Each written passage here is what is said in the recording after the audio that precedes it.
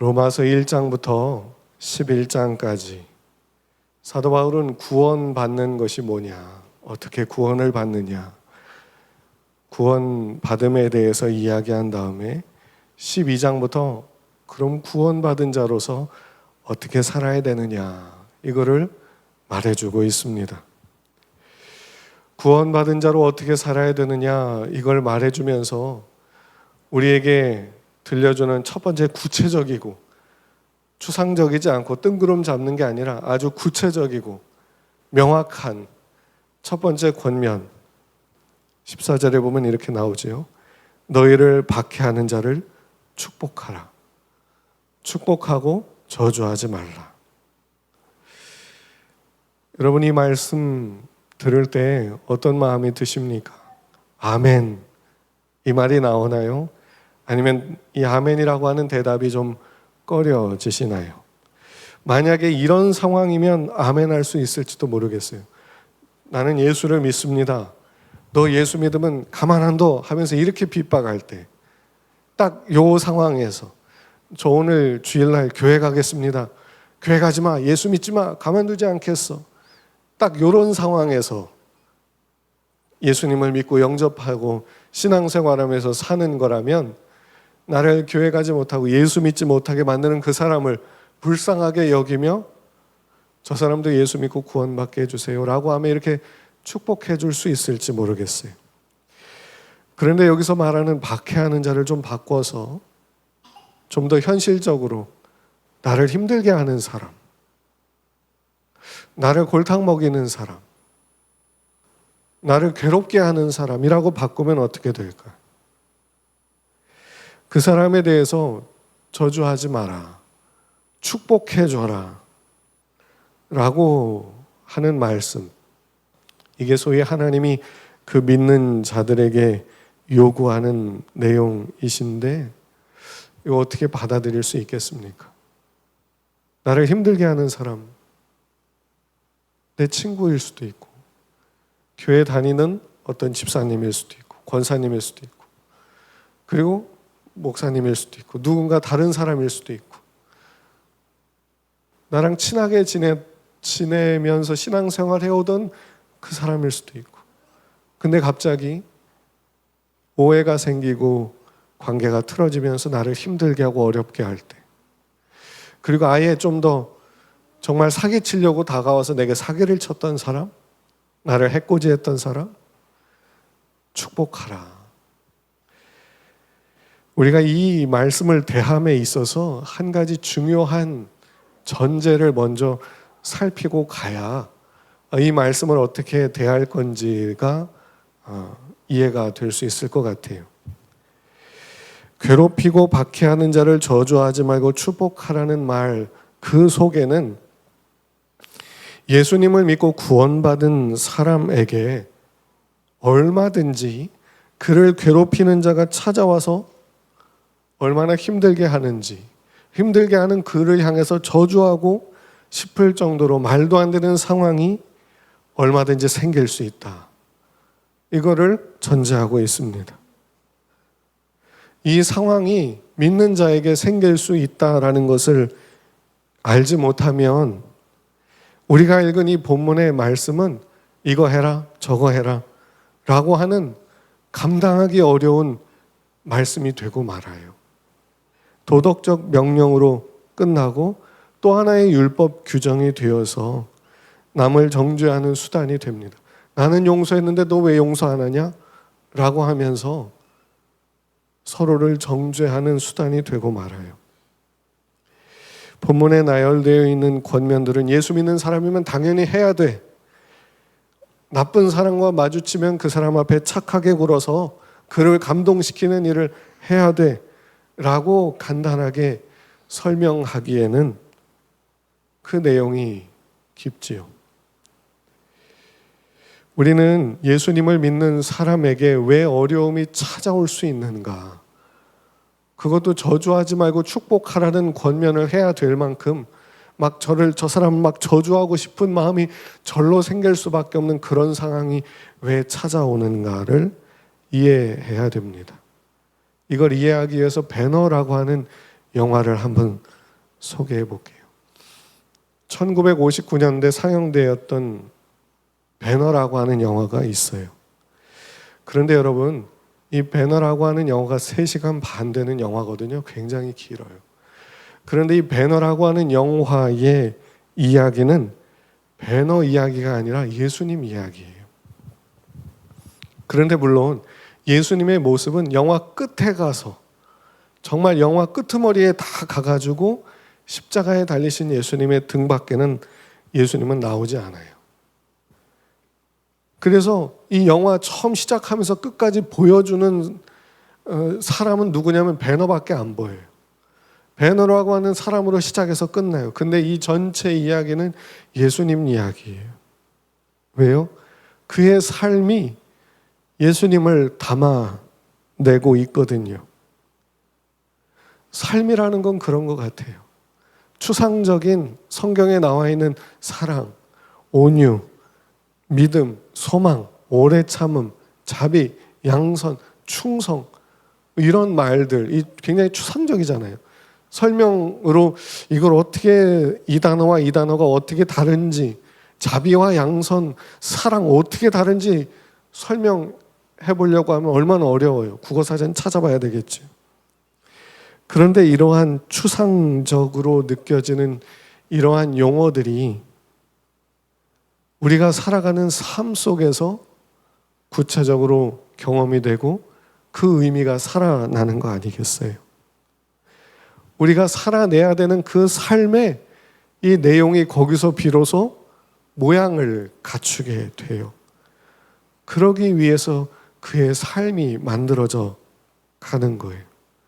배너라고 하는 사람을 보면요, 배너를 못 살게 굴고 괴롭히고 힘들게 만드는 사람이 누구냐면 메살라입니다. 배너의 친구예요. 오래전부터, 어렸을 때부터 함께 자랐던 친구예요. 근데 둘 사이에 신분이 다르고 자라면서 그들의 길이 달라지지요. 그런데 배너의 삶에, 예수님을 만난 배너의 삶에 메살라가 없었다면 배너의 삶에 예수님이 담길 방법이 없지요. 메살라가 죽기는 하지만 영화 끝머리에 가서 그가 죽는다고 해서 영화가 끝나지 않습니다. 이 배너를 괴롭혔던 메살라가 빨리 죽지 않았던 것, 그래서 계속해서 배너를 괴롭혔던 것, 그래서 메살라가 죽으면 모든 게 해결될 것 같았지만 그가 죽어도 영화가 끝나지 않고 계속되었던 것, 그 모든 이유는 배너의 삶에 담아내야 되는 것들이 있었기 때문이지요. 여러분이 배너라고 한다면 가장 친했던 사람이 어느 순간 원수로 바뀌어서 그토록 괴롭히는 사람이 되었다면 그 사람을 어떻게 대하시겠습니까? 20절에서는 이렇게 말하죠. 내 원수가 줄이거든 먹이고 목마르거든 마시게 하라. 영화에는 나오는 게 없지만 만약에 메살라가 배너에게 찾아와서 야, 나 배고프다, 밥 좀 줘라, 목마르다, 물 좀 줘라 하면 지금 성경이 말하는 건 거기서 배너가 그 메살라에게 가서 밥 차려주고 물 한 잔 줘야 된다는 거지. 그리고 나서 먹었으면 힘내서 가서 살아라. 뭐예요? 나를 괴롭히는 일을 계속 해라. 네 할 일을 해라. 이렇게 해주라는 거지. 이게 말도 안 되는 소리 아닙니까? 정말로 어려운 일이에요. 정말로 어려운 일이에요. 그런데 배너의 삶에 이런 것들이 다 담기게 되는 거예요. 용서와 사랑이라는 것들이. 참 어떻게 보면 성경은 우리에게 감당하기 어려운 말씀을 주는 것 같아요. 15절에서는 이렇게 말씀합니다. 즐거워하는 자들과 함께 즐거워하고 우는 자들과 함께 울라. 어떻게 보면 참 듣기 좋은 말씀인 것 같아요. 저는 이제 말씀 카드 이렇게 뽑아서 이걸 가지고 이번 달 내게 주신 말씀 이런 거 대학생 때 한 적이 있는데 그때 이 말씀을 뽑았던 적이 있었어요. 즐거워하는 자들과 함께 즐거워하고 우는 자들과 함께 울으라고 해서 같이 친구들하고 잘 어울려 지내고 막 이런 거 생각하면서 좋아했었어요. 그런데요, 좋게 지나가면 다 좋은 말씀 같은데 이런 상황이라면 어떨까요? 나는 굉장히 힘들어요. 나는 굉장히 어려워요. 정말 마음에 상처가 있고 괴로워서 막 힘든데 다 자기들끼리 좋아해. 내 상황은 아무도 신경 쓰지 않고 자기들끼리 좋아해. 알면서도 그때 즐거워하는 자들과 함께 즐거워하라. 거기 가서 같이 무슨 얘기야? 같이 즐거워하라는 말이 될 수 있잖아요. 지금 상황이 어떤지 몰라? 내가 어떤지 몰라? 하면서 막 책망하고 저주하고 욕하지 말고 가서 그들과 같이 어울리라. 저 사람 왜 이렇게 혼자 저렇게 막 혼자 슬퍼하고 우울하고 왜 맨날 저래? 나도 같이 기운 빠지게 안 되겠어 하면서 벽을 긋고 선을 긋고 같이 할 수 없어 할 때도 있잖아요. 이 말씀들이 굉장히 힘이 들어요. 그래서 이 말씀들을 대하면서 마음의 부담감이 계속 생깁니다. 그런데 베너의 삶이라고 하는 거에서 보는 것처럼 그가 메살라와 관계가 틀어지고 그래서 어머니와 누이가 끌려가고 자기는 노예로 팔리고 죽을 지경에 이르고 메살라를 복수해 보려고 많이 노력하지만 그래서 메살라에 대해서 복수했다고 여겨지면서 메살라는 죽게 되지만 그 메살라가 죽기 전에 니네 어머니, 니네 누이 내가 어디 있는지 알아. 그러면서 끝까지 베너를 괴롭히는 그 모습, 이러한 모습들이 다 있었기에 억울함이 있고 답답함이 있고 죽이고 싶은 마음이 있고 괴로움이 있었기에 그가 예수님을 만났을 때 그 예수님을 만난 경험이 그의 삶에 감동되게 담길 수 있는 거 아니겠습니까? 베너만 억울한 건 아니었어요. 메살라도 억울한 게 있었어요. 메살라도 사람이잖아요. 베너와 다른 신분이었어요. 베너는 아주 명망 높은 유지 집안 아들이었어요. 근데 메살라는 그 정도의 집안이 안 됐어요. 신분이 좋지 못했어요. 그래서 친구에 대해서 항상 질투심을 느껴가면서 자기의 신분을 높여야만 했어요. 그래서 어떻게든 베너를 이겨보려고 얼마나 많이 악을 쓰면서 살아왔는지 몰라요.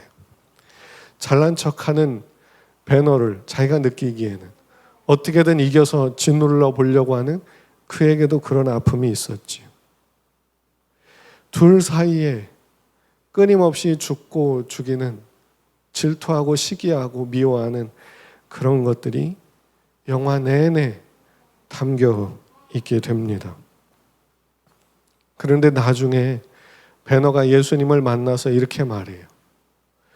메살라는 죽고 그리고 어머니와 누이는 문둥병자들이 모여있는 그 동굴과도 같은 거기에 있으니 찾아보라는 그 친구의 죽어가는 친구의 말을 듣고 불이 나게 가서 거기서 찾아봅니다. 찾을 수가 없어요. 그러면서 어떻게든 찾으려고 몸부림치고 있던 그때에 마침 예수님이 십자가를 지지요. 그리고는 거기서 예수님이 십자가에서 죽게 됩니다. 그리고는 그 예수님이 다시 부활하게 돼요. 근데 그 사이에 이 베너가 자기가 사랑하는 여인 앞에서 이런 고백을 해요.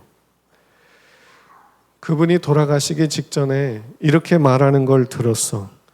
아버지, 저들을 용서해 주소서. 저들은 자신이 무엇을 하고 있는지 모릅니다. 그 예수님이 그 말씀을 하셨다는 걸 들었다는 거예요. 그리고는 이렇게 고백해요. 그분의 목소리가 내 손에서 칼을 빼앗아 갔어. 그분의 목소리가 내 손에 있던 칼을 가져가셨어. 이 고백이 끝나자마자 예수님의 죽으심과 부활로 인해서 문둥병에서 낫게 된 어머니와 누이가 베너를 찾아와요. 그리고는 거기서 끌어안으며 포옹해요. 그리고는 영화가 끝나요. 영화의 시작과 끝을 보세요. 영화가 시작하자마자 베너가 갑자기 누명을 갑작스럽게 억울한 일을 당하면서 포로로 끌려가고 어머니와 누이와 헤어져요. 그러면서 영화가 시작이 돼요. 그리고 끝나면서 만나요. 그리고 영화는 딱 끝이 나요.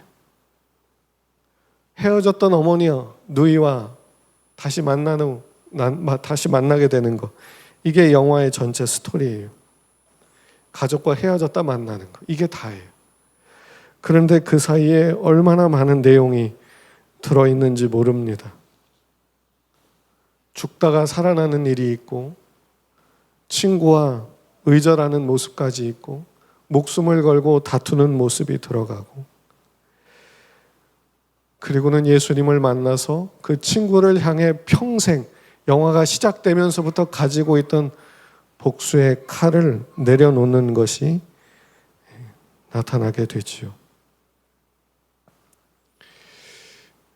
그의 삶에 용서라고 하는 것이 이렇게 담기고, 예수님을 믿는 믿음이 이렇게 담기고, 예수님을 의지하는 마음이 이렇게 담기게 되고, 예수님을 사랑하는 마음이 이렇게 담기게 되었습니다. 이 시대를 살아가는 우리의 삶도 베너의 삶과 다르지 않습니다. 우리의 삶도 하나님께서 우리의 삶의 용서를, 사랑을, 믿음을, 소망을 담게 하시려고 우리의 삶에 저주가 절로 나올 수밖에 없는, 분노가 절로 생길 수밖에 없는, 눈물이 터질 수밖에 없는 그런 상황을 허락해 주신다는 거지요. 왜냐하면 그래야 우리의 삶에 성경이 말하고 있는 그 성령의 열매들이 구체적으로 우리 안에 담겨지기 때문에 그렇습니다. 그래서 우리는 우리에게 주어지는 이 삶 속에서 믿음으로 살아가기를 힘써야 되지요. 우리는 예수님을 믿으면 천국 간다는 걸 알고 있어요. 여러분 믿으십니까? 예수님을 믿으면 천국에 갑니다. 이 말은 어떻게 살든지 천국 가니까 막 살아도 좋다 이야기가 아니라 우리의 마지막이 천국이라고 하는 것으로 정해져 있으니, 하나님께서 우리의 마지막을 천국이라고 하는 것으로 정해 주셨으니 이 땅에 살아가면서 끝이 정해져 있으니까 두려워하지 말고, 피하지 말고, 염려하지 말고 하나님께서 살게 하시는 그 삶을 믿음으로 살아보고, 사랑하며 살아보고, 소망하며 자비를 베풀며 살아보라 하는 그 이야기입니다. 그래서 천국이라고 하는 것은 예수님을 정말로 믿는 사람들에게 있어서 피난처, 도피처가 되는 것이 아니라 믿음으로 산 사람들에게 주어지는 빵빠레와 같은, 축제와 같은, 파티와 같은 그런 곳이 되어지는 거지요.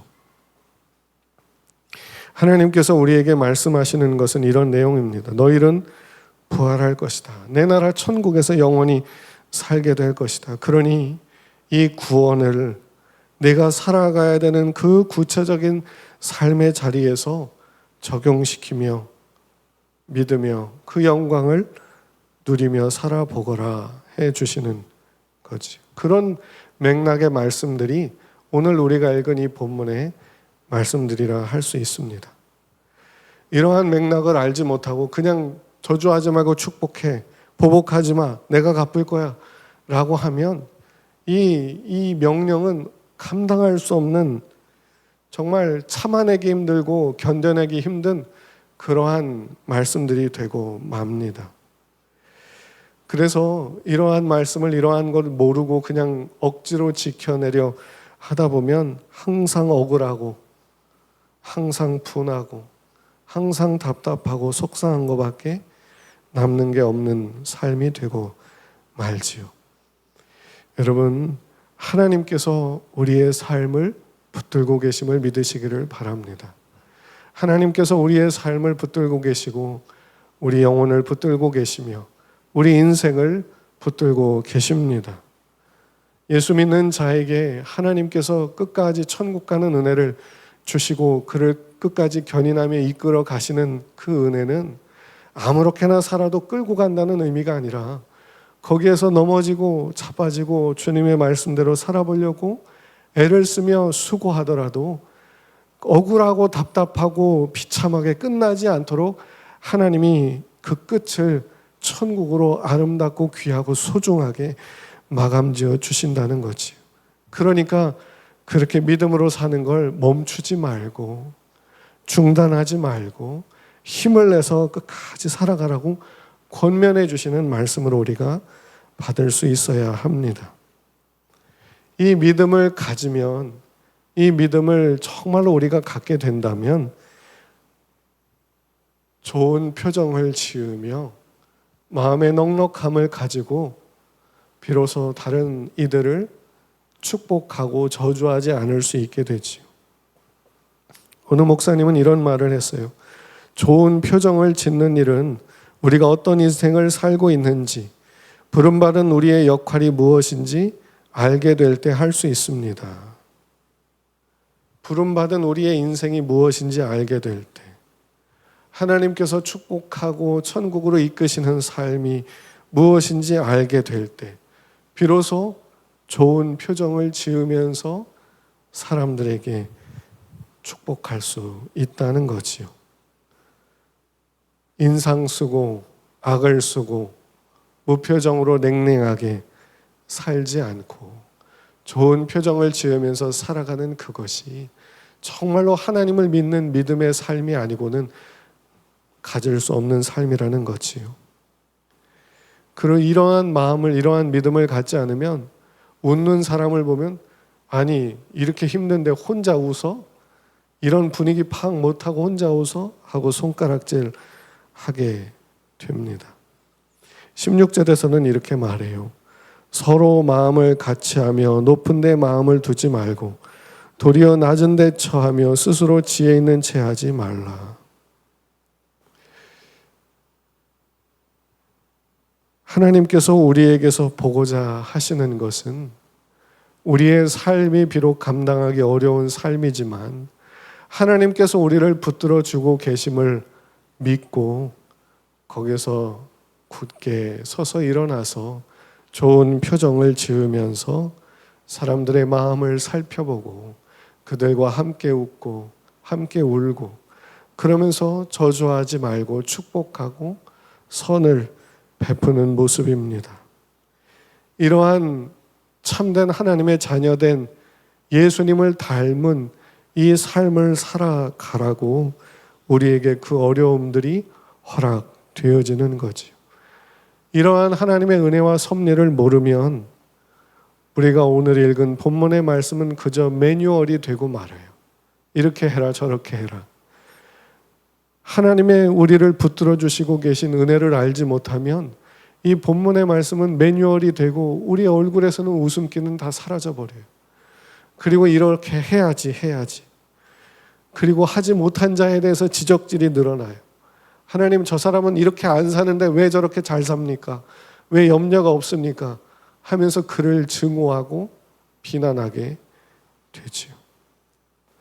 여러분, 천국에 가기까지 우리를 붙들어 주시며 놓지 않아 주시는 그 하나님의 은혜를 믿으실 수 있기를 축복합니다. 그리고 끝까지 우리를 붙드시며 놓지 아니하시는 그 하나님의 은혜를 확신할 수 있기를 축복합니다. 우리는 하나님께 붙들린 사람들이고 하나님께서 도무지 놓을 수 없는 사람들이고 하나님께서 책임지지 않으면 안 되는 그런 사람들입니다. 그것을 알기에, 그것을 믿기에 넉넉함을 가지고 웃음을 지어보며 살아보시기를 축복합니다.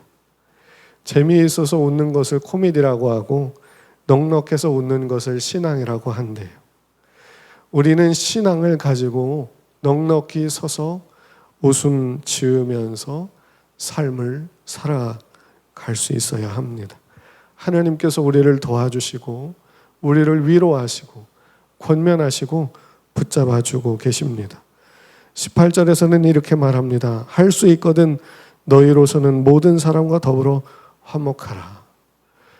이 말씀에서 만약에 앞에 할 수 있거든이 없었다면 정말 이 말씀은 무서운 말씀이 됐을 것 같아요. 모든 사람과 더불어 화목하라. 힘들게 하고 해코지하고 고통스럽게 하고 전혀 이해할 마음도 없고 오해하며 정말로 너 같은 거 하나 없어져도 세상 누구도 눈 하나 깜짝하지 않아 하면서 대하는 그 사람들과 화목하게 지낸다는 것. 이건 진짜 할 수 있거든이 없다면 이 말씀은 하나님이 우리를 지옥 보내려고 작정한 말씀이 될 수도 있을 것 같아요.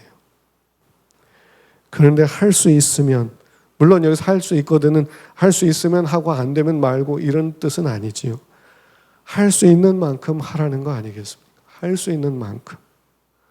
절대적인 기준이 아니라 너의 상황 속에서, 너의 마음 속에서, 너의 능력 속에서, 너의 여유 속에서 할 수 있는 만큼 그렇게 살아가라.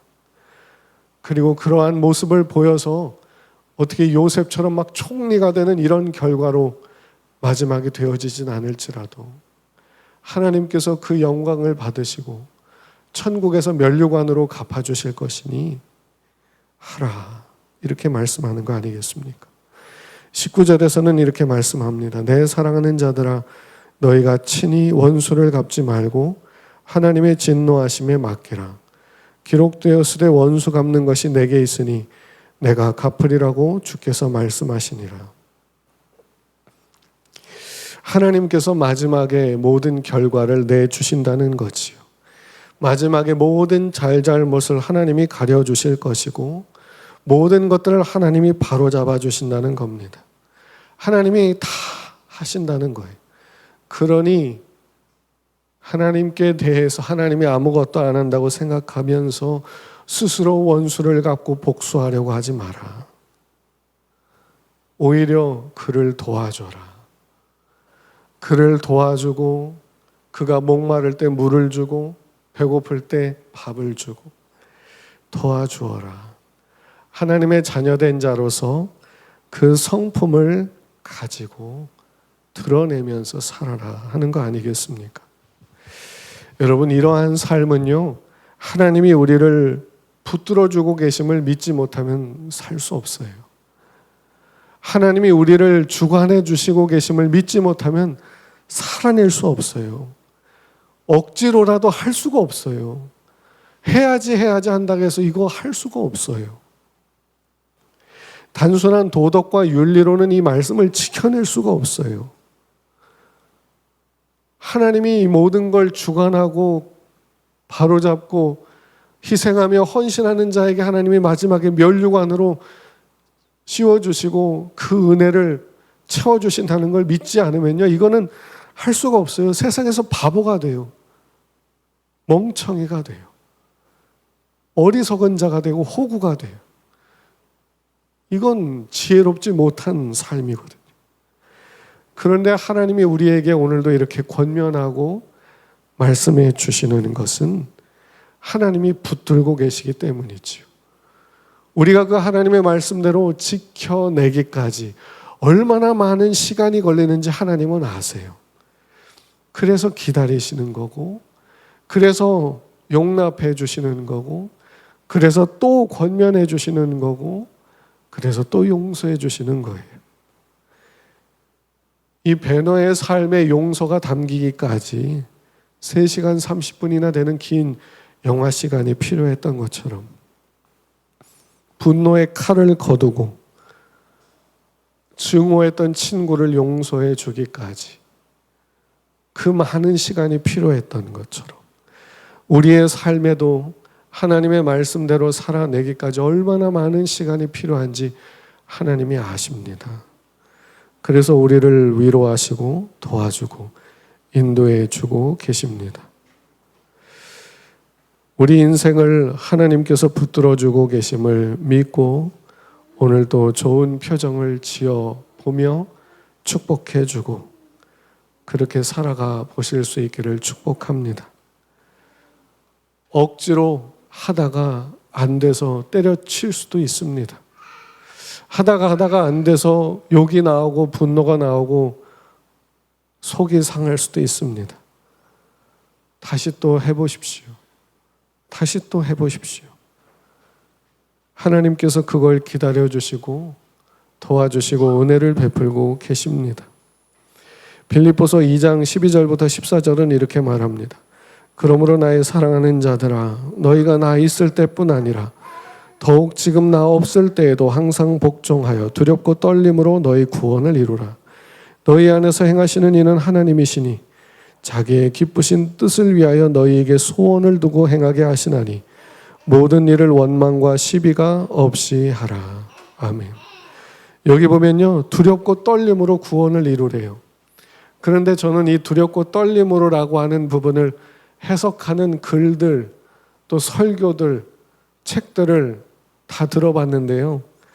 다 이 두렵고 떨림이 뭐냐면요, 이 뭔가 이러면 큰일 나지 이러는 두려움이었어요.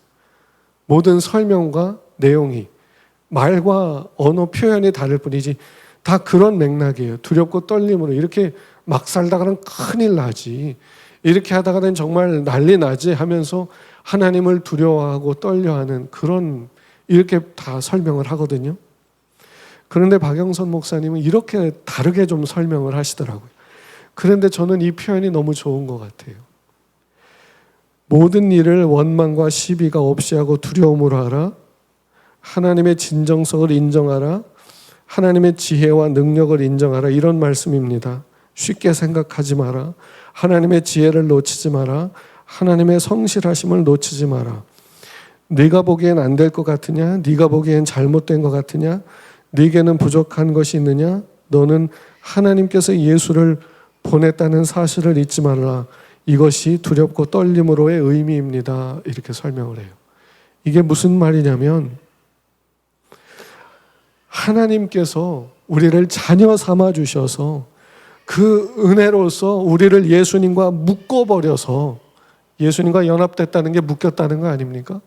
예수님과 끈으로 꽁꽁 묶어가지고 예수님으로부터 떨어질 수 없는 자가 돼서 예수님이 지니신 하나님의 영광을 누리게 될 자로 우리도 거기에 끼워 주셨으니, 우리가 그런 자로 살아가고 있으니, 우리가 예수님과 함께한 영광을 같이 누리는 자가 되었으니 그 놀라운 사실을 알고 그걸 감격하며 감동을 받으며 그것을 누려가면서 살아보라. 그러니까 여기서 말하는 두렵고 떨림으로라고 하는 건 우리의 삶에 예수의 열매가 맺히게 해주시는 하나님의 은혜를 알고 그렇게 만들어져 가고 있음을 감격하며 감사하며 살아가라 라는 의미로 해석을 하고 있어요. 여러분, 우리의 삶이 하나님께 붙들려 인도받고 있습니다. 우리는 거기에서 우리가 할 수 있는 일을 하면서 살아가는 거 아닙니까? 하나님께서 우리로 울게도 하시고 답답하여 분노하게도 하시고 괴로워하는 시간들을 갖게도 하시지만 거기서 우리는 정말로 가슴을 치며 하나님께 부르짖으며 살아가고 있지만 그러한 삶 속에서 하나님께 대한 소망을 품고 믿음을 담고 오래 참음을 담고 성령의 열매들을 담아가며 살아갈 수 있기를 힘쓰는 우리들이 되어야 합니다. 하나님께서 붙들고 계시니 이 삶을 포기하지 마십시오. 끝까지 그렇게 사십시오. 이것이 본문이 우리에게 가르쳐주는 권면의 말씀입니다. 우리를 책임져 주시고 천국으로 이끌어 가주시는 하나님의 그 놀라운 은혜를 알고 그걸 알기에 저주보다는 축복을, 함께 울고 함께 웃기를 힘쓰며 하나님께 맡기어 좋은 표정을 지으며 사랑하며 그렇게 살아갈 수 있는 성도들이 되시기를 축복합니다. 하나님의 은혜가 우리와 함께하고 계시고 하나님의 축복이 우리와 함께하고 계십니다. 주님의 주권을 믿고 오늘도 내일도 그렇게 살아갈 수 있는, 주님이 우리를 천국으로 들어오게 하시기까지 이렇게 우리에게 주어진 삶을 살아갈 수 있는, 하나님의 은혜를 힘입어 살아갈 수 있는 저와 여러분들이 다 되실 수 있기를 주님의 이름으로 축복합니다.